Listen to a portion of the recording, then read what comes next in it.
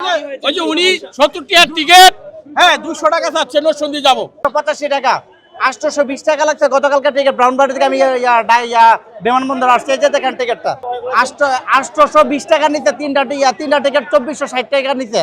কেন এত টাকার সাথে অনেকে আমি তর্ক করছি, বলে এত টাকাই দাম, আমরা আসতে হবে তার জন্য টাকা দিয়ে আসছে। এই যে আমরা টিকিট দিচ্ছে দেখেন, ব্রাউনবাড়ি থেকে 820 টাকা লাগছে একজনের টিকিট। রেগুলার ভাড়া 185 টাকা।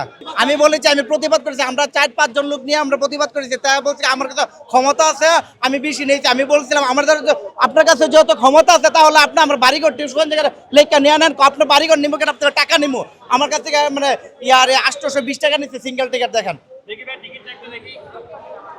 এই যে দেখেন, না আগে কখনো আমি সবসময় রেলে যাতায়াত করি, আমার কখনো আমার থেকে এরকম কোনো কিছু হয় নাই। দুর্নীতি, অবশ্যই দুর্নীতি।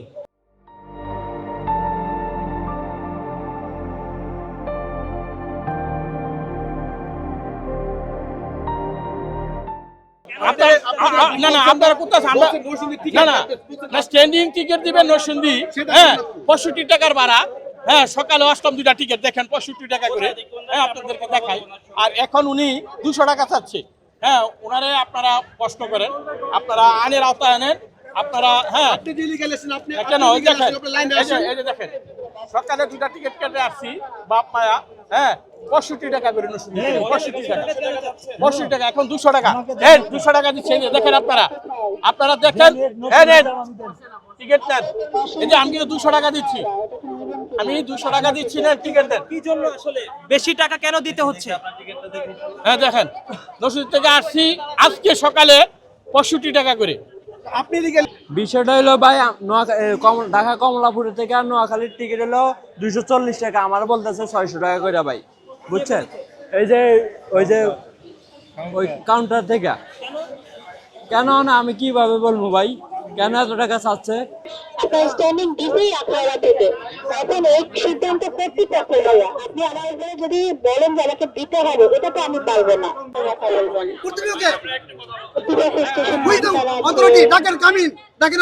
আসবে না, আপনার এখানে দিয়ে যান, কথা বলেন। আমি নরসিংদী যাব, আমাকে স্ট্যান্ডিং টিকিট দিবেন, আর যদি না হয় তাহলে আমি বিনা টিকিটে যাব। যদি আপনি টিকিট আমাকে না দেন, আমি বিনা টিকিটে আমি নরসিংদী যাব। যান, আপনি যান, আমাদের এখানে দেয় নাই টিকিট। টিকিট আপনাকে করতে হবে তো, স্ট্যান্ডিং টিকিট দেয়নি ভাইয়া। এটা তো কিনা আইন নাকি, তাহলে আমরা কিভাবে যাব? আমি আপনাকে বলি, আইন এটা কিনা, এটা তো আমার সিদ্ধান্ত না। আমি আপনি আসছেন টিকিট নিতে, আমি আসছি দিতে। আপনি আমার সাথে এই সম্পর্ক। এখন সিদ্ধান্ত মনে করেন একটা জায়গা, একটা স্টেশনের ভাড়া নির্ধারণ করে কর্তৃপক্ষ।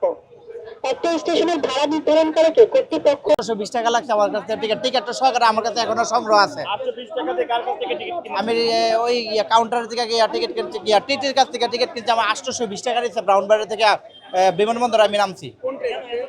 ট্রেনের নামটা তো হ্যাঁ না এটা সেখানে সিলেট থেকে ছেড়ে আসছে ট্রেনটা 8:30 ট্রেন, 8:40 বেশি নেওয়ার কারণ ওনাদের কাছে এক্সকিউজ করলে ওনাদের কাছে কোনো প্রশ্নের উত্তর পাওয়া যায় না। ওরা শুধু বলতেছে যে এই টাকা সিলেক্ট করেছি, এটা দিতেই হবে, না হলে টিকিট পাবেন না, এটাই বলছে।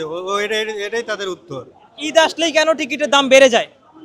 এটা তারাই সিন্ডিকেট করে, আমাদের মতো সাধারণ মানুষ এটা কিছু করতে পারি না। আমরা তো নির্ভর করে টিকিট নিতেই হয়, যত টাকা রেট করে তত টাকা দিতেই হয়। এখন তো আমরা দেশের বাড়ি যেতে হবেই, তো কি করব, টাকা তো দিতে হবেই।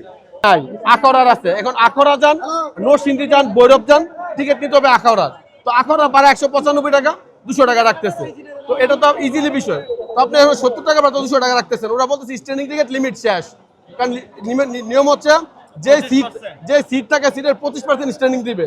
স্ট্যান্ডিং তো লিমিট ক্রস হয়ে গেছে, তো ফুল ইনফরমেশন দেওয়া তো কোনো মানে হয় না ভাই। 70 টাকার টিকিট 200 টাকা চাচ্ছে এই যে কাউন্টারে। কেন কাউন্টারে জিজ্ঞেস করেন ওনাকে। নরসিংদী যাবো, নরসিংদীর টিকিট 65 টাকা, এখন 200 টাকা আচ্ছা, এবং বলার পর এখান থেকে উঠে চলে গেছে। আসলে বিভিন্ন মন্ত্রণালয়ের মন্ত্রীরা দেখলাম হঠাৎ একটা অভিযান চালা। রেল মন্ত্রণালয়ের এখনো এই মন্ত্রী, হ্যাঁ আকস্মিক কোনো পরিদর্শনে আসছে, এটা আমাদের চোর দৃষ্টিগোচর হয় না। স্বাস্থ্য মন্ত্রণালয়ে যাচ্ছে, ভূমি মন্ত্রণালয়ে যাচ্ছে, হ্যাঁ। কিন্তু আমাদের ট্রেনেতে এই পর্যন্ত কোনো অনলাইনে দেখি নাই। আগে থেকে কাল রাতে এসেছি, আমাকে সিট দিয়ে 450 টাকা নিয়েছে। এখন বলছি রাজশাহী যাবার টিকিট দেন, তো বলছে 600 টাকা লাগবে। তাও 450 টাকার টিকিট 600 টাকা চাচ্ছে। এই দেখেন এই যে টিকিট রেট আছে 450 টাকা, 600